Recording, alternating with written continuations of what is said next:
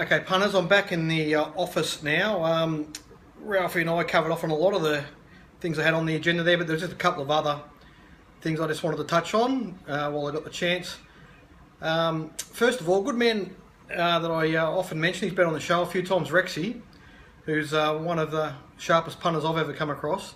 Him and I were talking on Saturday morning, and we'd sort of noticed a bit of change in behaviour from the corporate bookmakers in that they were, early in the morning from 9 o'clock onwards, they were turning horses off as savagely as is typical, but they were being a bit reluctant to reach for other horses to get the percentage back out to the, what is usual on Saturday morning. Most of them are around 120%. They were all in the high 120s, and in some races they were well over 130. So that's interesting that they've made an adjustment based on what's been happening to them, and I think that's about, if I was guessing, I'd say it's about the fact that from 9 o'clock onwards to start time, they've regularly been betting well below 100%, and I think they'd be looking to make some adjustments to avoid that where possible. So the interesting thing is that what triggers that off is the nature of the algorithms that they've written, and how sensitive that is depends on who their staff is at any particular time, and at different times it can be more savage than others, and then what corrects it later in the betting. So what I would think we can all thank or be grateful that the parimutuels, the totes, and Betfair exist, because they're what eventually drag those corporate percentages down from the high 120s down towards 110 as races get closer to the jump. And if those two factors weren't in play, now the important things to remember is that both the totes and Betfair don't really have any impact until quite late in betting, typically.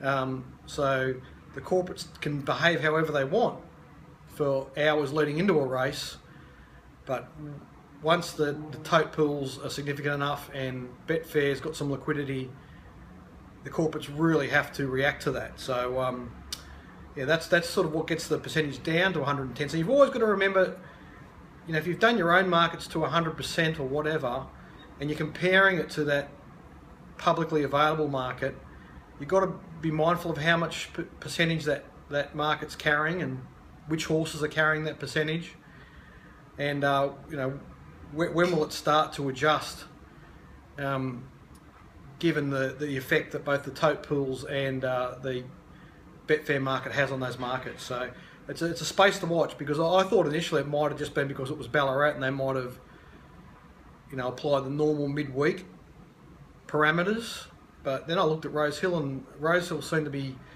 undergoing the same principles. So just a watch this space situation there.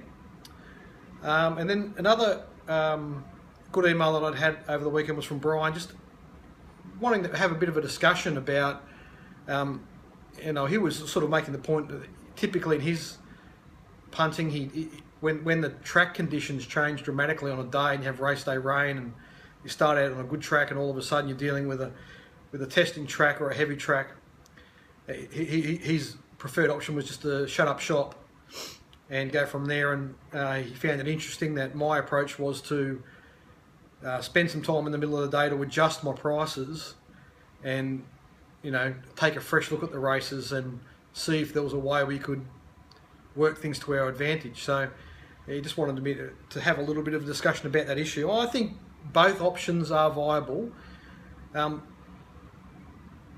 The premise for me is that I go into most races trying to find an angle in them, and if I can't, I'm happy to walk away from any race. But and given that the market does run for on a Saturday, like Saturday races, it runs for 3 days in the current environment. I'm looking to take various positions throughout the betting across those days. So it means, like, for instance, the Ballarat Cup, I done all of my assessments based on a good track, with on that inner course being a minor on pace advantage.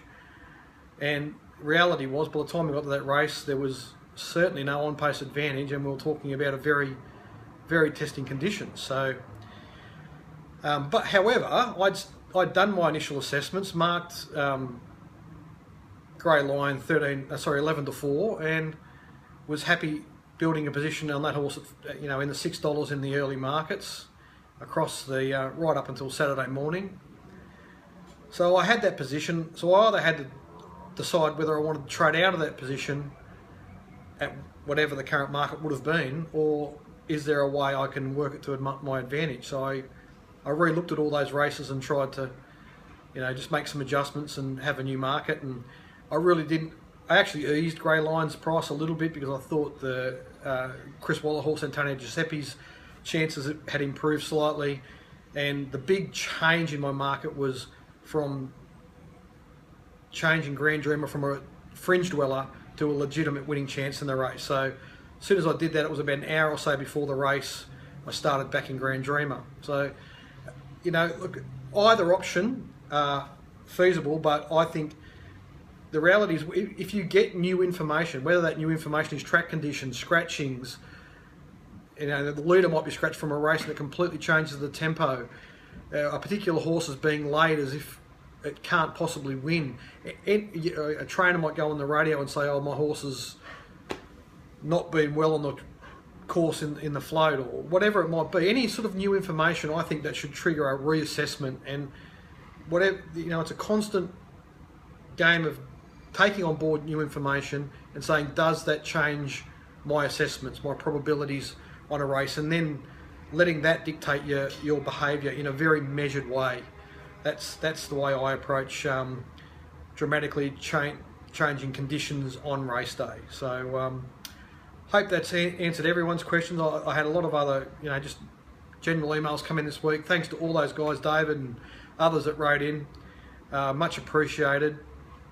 Good news is this week, punters, we've got a Wednesday meeting at Sandown, and then we're backing up at Sandown on Saturday. So always enjoy betting at Sandown. Good opportunities for us there. Hopefully the riding this week will be a little bit better at Sandown than it was last Wednesday. There was a bit of, I suppose, post-carnival, it felt to me like there was a few riders that turned up to that meeting not very well prepared, but that can happen. That's all part of the mix, and we'll go into battle there again this Wednesday and again on Saturday. Cheers, punters.